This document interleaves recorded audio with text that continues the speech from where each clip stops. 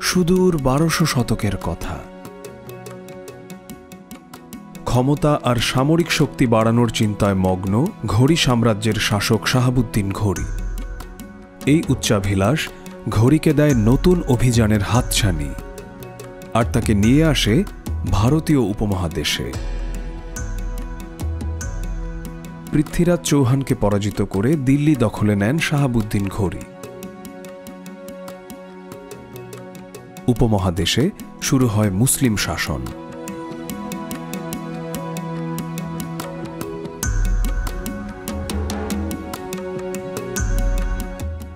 ১২০০ শতকের কথা।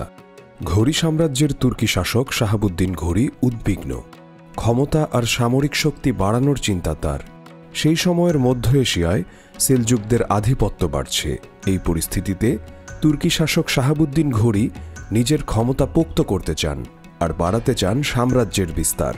এমন উচ্চাভিলাষ ঘড়িকে নতুন অভিযানের হাতছানি দেয় এবং নিয়ে আসে ভারতীয় উপমহাদেশে। সামরিক কলাকৌশলে দক্ষ ঘড়ি ওচ এবং মুলতান থেকে অভিযান শুরু করেন আর এগিয়ে আসতে থাকেন দিল্লির দিকে। তবে বিষয়টি এত সহজ ছিল না। দিল্লি পৌঁছানোর আগে বহুবারই তাকে পরাজয় বরণ করতে হয়েছে। ১১৯১ সালে আজমিরের রাজপুত বাদশাহ পৃথ্বীরাজ চৌহানের অস্ত্রধারী সেনাবাহিনী তারাইনের ময়দানে তাকে পরাজিত করে। যুদ্ধক্ষেত্রে ঘড়ি আহত হন এবং পিছু হটেন, কিন্তু এই পরাজয় তাকে টলাতে পারেনি। পরের বছরই তিনি আবার আক্রমণ করেন। এবার তিনি সফলতার মুখ দেখেন। পৃথ্বীরাজ চৌহানকে পরাজিত করে দিল্লির দখল নেন শাহাবুদ্দিন ঘড়ি। এর মধ্য দিয়ে উপমহাদেশে শুরু হয় মুসলিম শাসন। মোহাম্মদ ঘড়ি ছিলেন অদম্য।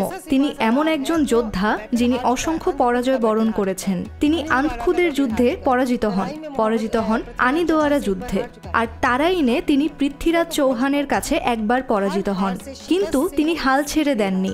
প্রত্যেক পরাজয় থেকে তিনি শিখেছেন। এরপর সম্পূর্ণ প্রস্তুত হয়ে সেই পৃথ্বীরাজকেই পরাজিত করলেন।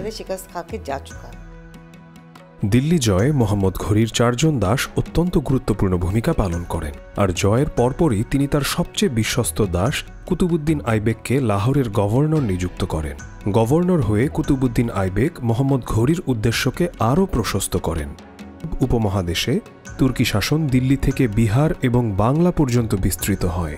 কথিত আছে ১২০৬ সালে ভ্রমণ থেকে ফেরার পথে শাহাবুদ্দিন ঘড়ি আক্রমণের শিকার হন।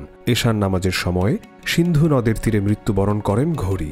ঘড়ির মৃত্যুর পর কুতুবুদ্দিন আইবেক শাসন কার্য কাঁধে তুলে নেন, আর এভাবে উপমহাদেশে গোলামানের সালতানাত বা মামলুক সাম্রাজ্যের সূচনা হয়। মামলুক একটি তুর্কি শব্দ, এর অর্থ গোলাম, তবে মুক্ত মানুষের সন্তান। শাহাবুদ্দিন ঘড়ির ৩ জন বিশ্বস্ত দাস ছিলেন। আসলে ছিলেন ৪ জন। একজন হলেন বখতিয়ার উদ্দিন খিলজি, দ্বিতীয় জন ইয়ালদুস, তৃতীয় জন কাবাচা এবং চতুর্থ জন হলেন আইবেক। সুলতান মোহাম্মদ ঘড়ি তাদেরকে পরিবার পরিজন এবং মিত্রদের চেয়েও বেশি বিশ্বাস করতেন। ঘড়ি যখন পৃথ্বীরাজকে পরাজিত করলেন, তখন তিনি কুতুবুদ্দিন আইবেককে লাহোরের গভর্নর হিসেবে নিযুক্ত করলেন। এই যুগকে সালতানাতের যুগ বলা হয়, কারণ সুলতান মোহাম্মদ ঘড়ির পর থেকে সকলেই সুলতান পদবি গ্রহণ করতেন। ভারতের প্রথম তুর্কি শাসকগণ দিল্লির মেহেরলি এলাকার এই অঞ্চলেই ঘাঁটি গেড়েছিলেন, আর এখান থেকেই শুরু হয় ইসলামী স্থাপত্যের এক নতুন শিল্প। দিল্লির প্রথম মসজিদ কুয়াত উল ইসলাম আজ ধ্বংসপ্রাপ্ত, তবে কুতুবুদ্দিন আইবেকের সময়ে নির্মিত কুতুব মিনার এখনও সগৌরবে দাঁড়িয়ে আছে। যখন গোলামান সালতানাত বা মামলুক সাম্রাজ্যের সূচনা হলো, এটি স্থাপত্যের দুনিয়ায় ৩টি নতুন জিনিস নিয়ে আসলো। ইমারত নির্মাণের এক নতুন পদ্ধতি তারা নিয়ে আসলো। তারা এক ধরনের লাল প্লাস্টার ব্যবহার করত, যাকে বলা হতো সুরকি।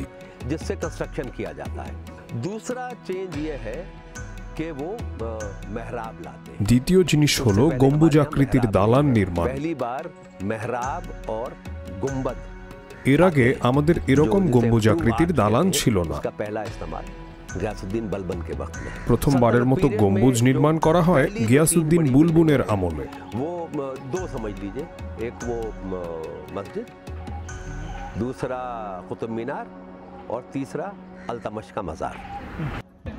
মুসলিম শাসনের এই সূচনা উপমহাদেশের সভ্যতা ও সংস্কৃতির এক আমূল পরিবর্তন নিয়ে আসে।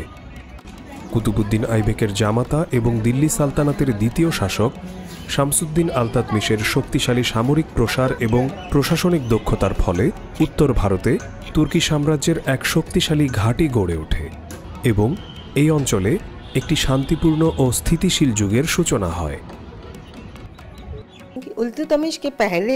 আলতাতমিশের আগে ভারতে কোনো ঐক্য ছিল না। তিনি পূর্ব, উত্তর এবং পশ্চিমাঞ্চলকে একত্রিত করেন। তিনি সকলের জন্য এক ভাষা চালু করেন, আইন আদালতের ভাষা। দ্বিতীয়ত, তিনি ইলাহি টাঙ্কা নামে একক মুদ্রা চালু করেন।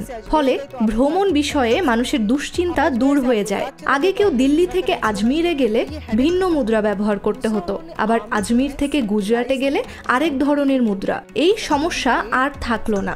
সর্বশেষ তিনি সৈন্যবাহিনীকে কেন্দ্রীভূত করেন, অর্থাৎ কেন্দ্রীয়ভাবে তাদের নিয়োগ প্রদান, কেন্দ্রীয়ভাবে বেতন প্রদান এবং কেন্দ্রীয় শাসনের অধীনে তাদের নিয়ে আসা হলো। তুর্কিরা ভারতে বহু জিনিস নিয়ে এসেছিল। তারা নির্মাণ শিল্পে চুনা পাথর ব্যবহার, সুই সুতা, সুতা বানানোর চরকি ইত্যাদির সূচনা করে। ভারতীয় উপমহাদেশ তখন সকলের জন্য একটি কেন্দ্রবিন্দু হয়ে দাঁড়ায়। মধ্য এশিয়া থেকে সকল কবি, বুদ্ধিজীবী এবং সুফিরা এখানে আসতে শুরু করে। তাই উপমহাদেশ, বিশেষত উত্তরাঞ্চল, একটি শান্তিপূর্ণ জায়গায় পরিণত হয়।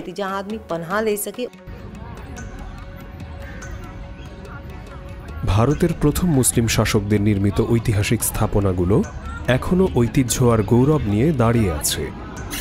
তবে এখন উগ্র হিন্দুত্ববাদীরা এদের দখল নিতে মরিয়া। তাদের দাবি এই সকল স্থাপনা হিন্দু রাজারা বানিয়েছে। তারা ভারতের প্রথম মসজিদ কুয়াতুল ইসলামকে মন্দিরে রূপান্তরেরও দাবি করছে। কথিত আছে যে ভারতে প্রায় 27টি হিন্দু ও জৈন মন্দির ছিল। এখানে আসলে ধর্মের নয় যে মন্দির ভেঙে মসজিদ বানাতে হবে। প্রাচীন মন্দির বা মসজিদ ভাঙার এটি প্রথম ঘটনা নয়। কাশ্মীরের দিকে তাকান, সেখানকার নতুন শাসক পুরনো মন্দির ভেঙে ফেলেছিল। বোধগায়ার দেখুন, সেখানে শশাঙ্ক এসে বোধি বৃক্ষকে উপড়ে ফেলল, যেহেতু সে ব্রাহ্মণ রাজা ছিল।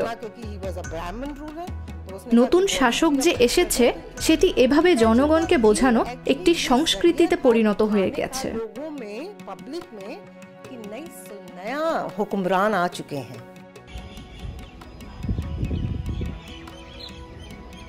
শাহাবুদ্দিন ঘোরি ও তার বিশ্বস্ত দাসেরা সামরিক ও প্রশাসনিক ব্যাপারে সিদ্ধহস্ত ছিলেন, যার ফল ছিল উপমহাদেশে একটি মস্ত বড় সাম্রাজ্যের বিস্তার।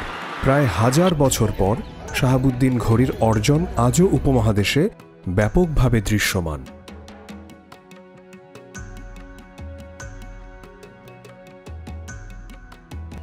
ক্যামেরাম্যান রৌফ ফিদার সাথে Salahuddin Zain, DW news, New Delhi.